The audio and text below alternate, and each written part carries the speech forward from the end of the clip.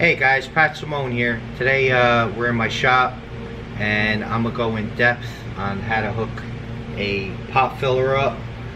I also found a very affordable pop filler on Amazon that I want to show you guys.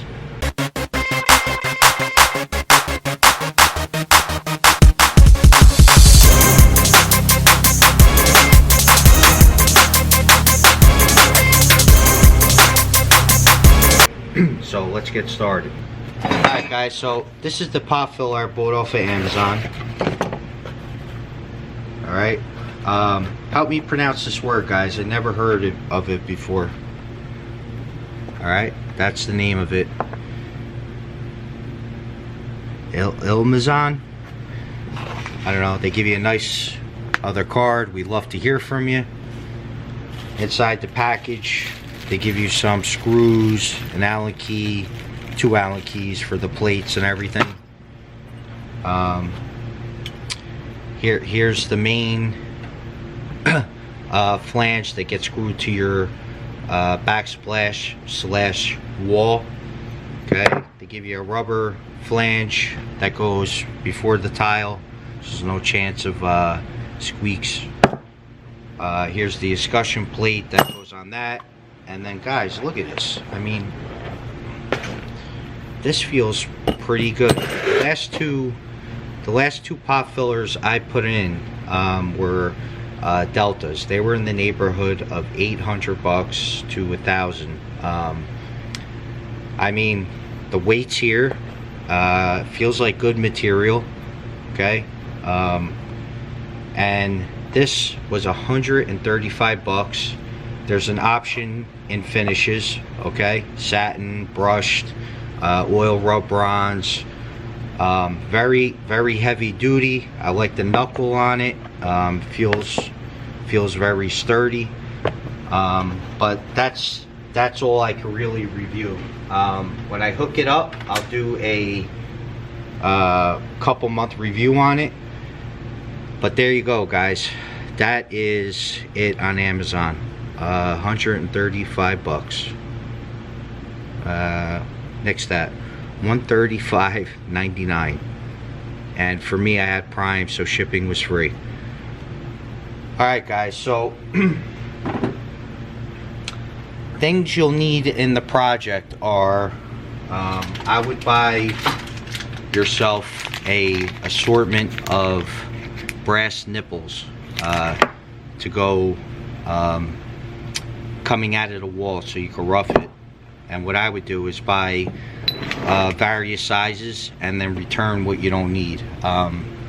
So that depends on your thickness of wall, thickness of tile, etc. So based on my example here, I have a 2 1/4 nipple.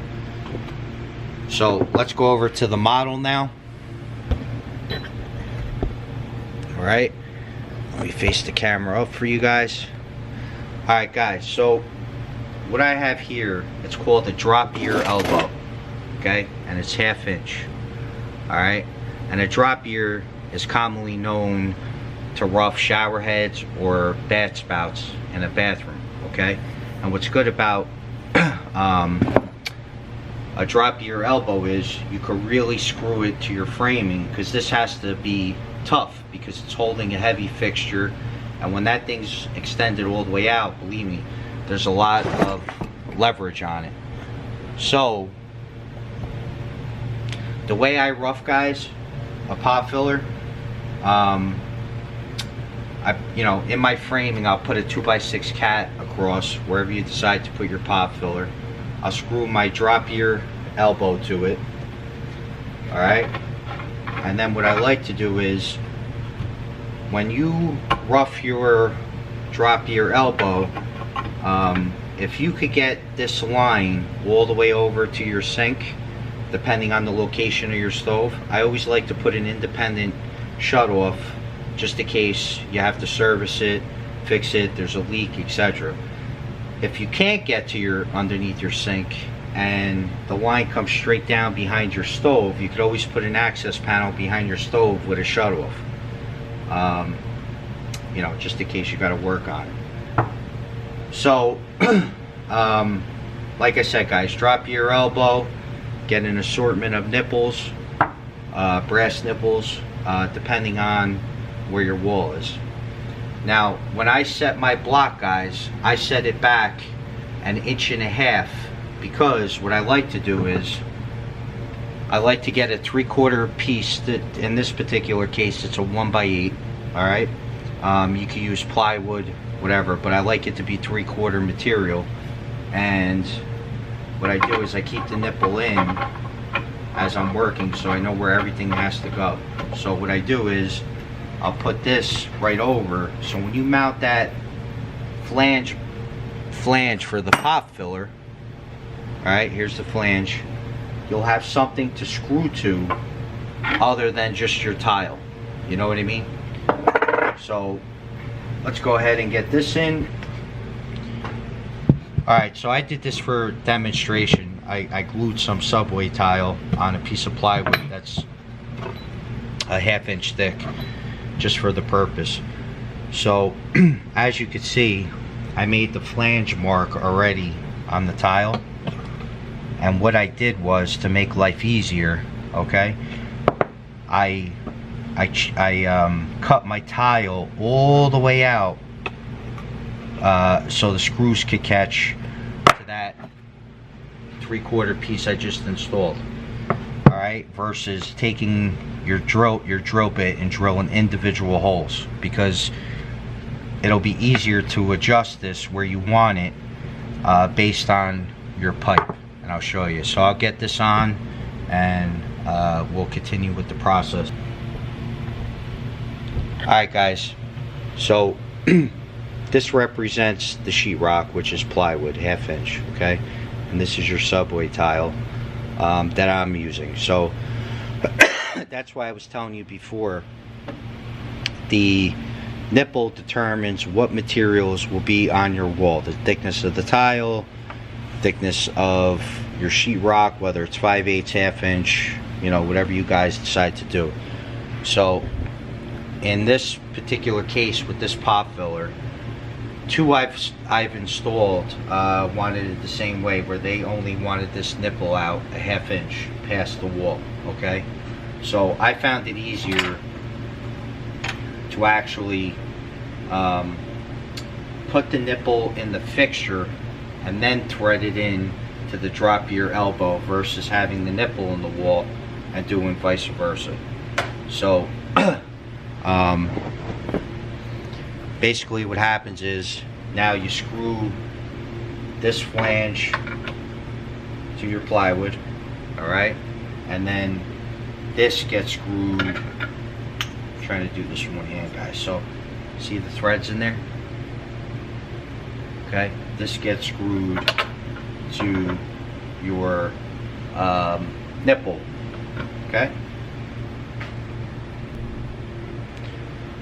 Alright guys, now that you got your tile backsplash on, remember, they want this pipe sticking 1/2 inch past your finished wall.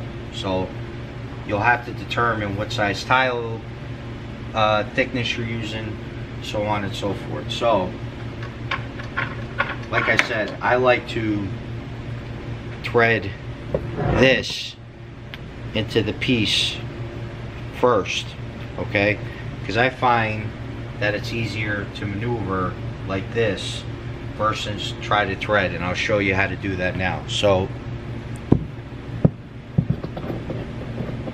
what you want to do is, you want to get some Teflon tape, alright,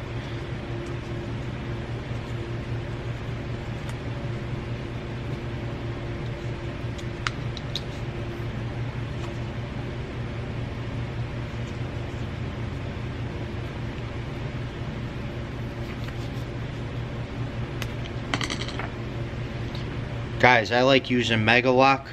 I like to go a little crazy because once you get this pop filler in, it's going to be really hard to check for leaks. So depending on your pipe layout, whether it goes straight in, straight down, or over, always check on the bottom of your stove area after you turn your water on, see if you see any water coming out by floor. So what we want to do is thread this on, okay? Just like that.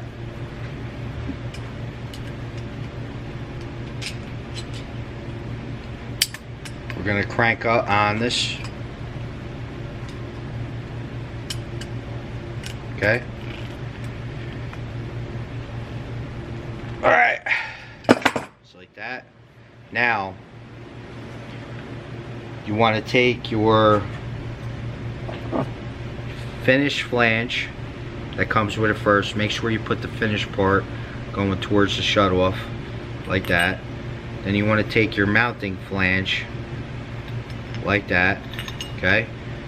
And then you want to take your rubber gasket, put that on next. Now,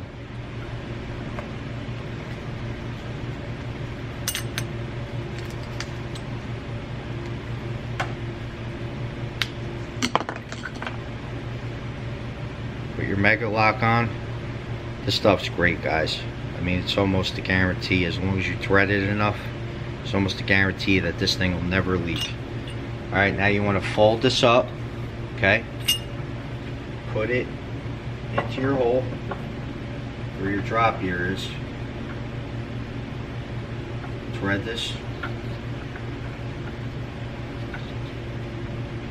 Before I go crazy, I'm going to see where my set screw is, okay? Okay, looking good.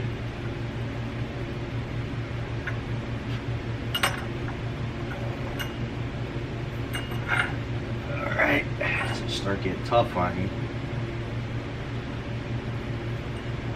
Alright. We're gonna go one more crank.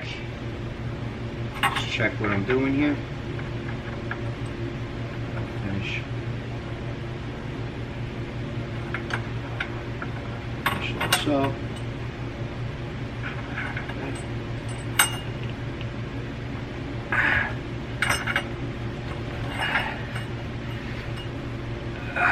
See why you need that drop ear and that cap behind you really good, because there's a lot of tension on here.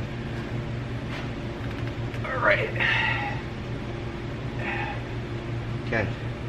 And then see why that drop ear is important, because when you got this filled, there is a lot of leverage on here, okay? So now what you want to do is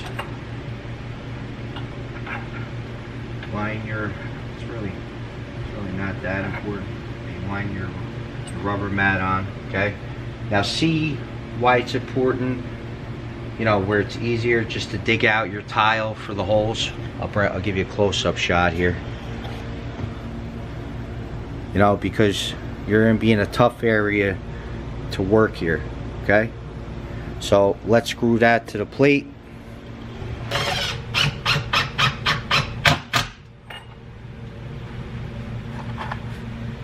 Alright guys, this part is a little tricky, but not too crazy. You gotta kind of like go in on an angle, alright? Because one, you don't want to scratch everything, and two, you don't want to hit your pipe. So I'm using 2.5 inch wood screws here. I'm not using what they gave me. Just feel more comfortable doing it this way.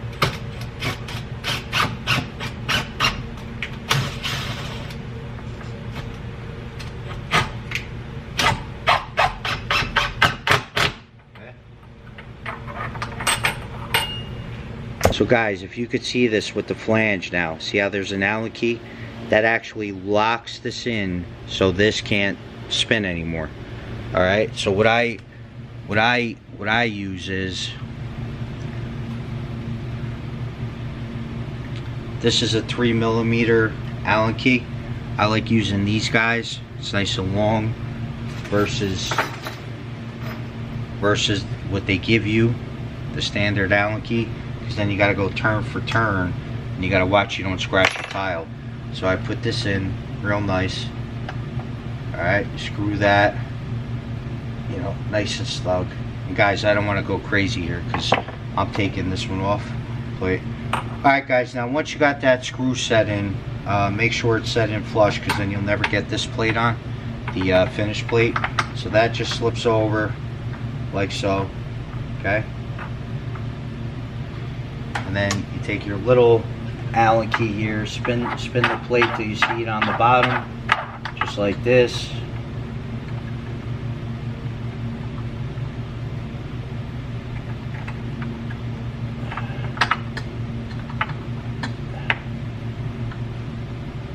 Okay, guys, once again, I'm not going crazy on the Allen keys because I gotta, you know, obviously disassemble this.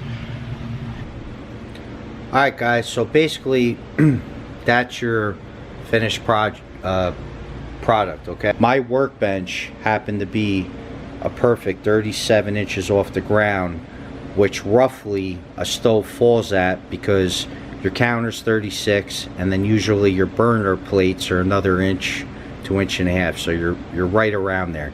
It might be 38 inches. So what I like to do is I like to keep my center rough at 53 inches off the floor, okay? Off the floor, 53 inches to your center. Why I like to do that is because, you know, just imagine the platform of my bench is the stove. Now put a pot on there. It gives you room for the height of the pot. Alright? So that's about it. Sorry about the camera, guys. I don't have my big tripod today. You're about 23 inches off the wall. Alright guys, well that's it for the Potfiller hookup. I hope this video really helps you guys out. I went in a little bit more detail. I have 2 other videos in real-time filling, you know, on my job sites. I was trying to explain it. It's a little easier to explain it in my shop. So guys, if you haven't subscribed, please consider subscribing. I put out videos all the time for my homeowners. And hit that like and notification bell, and I'll see you on the next one, guys.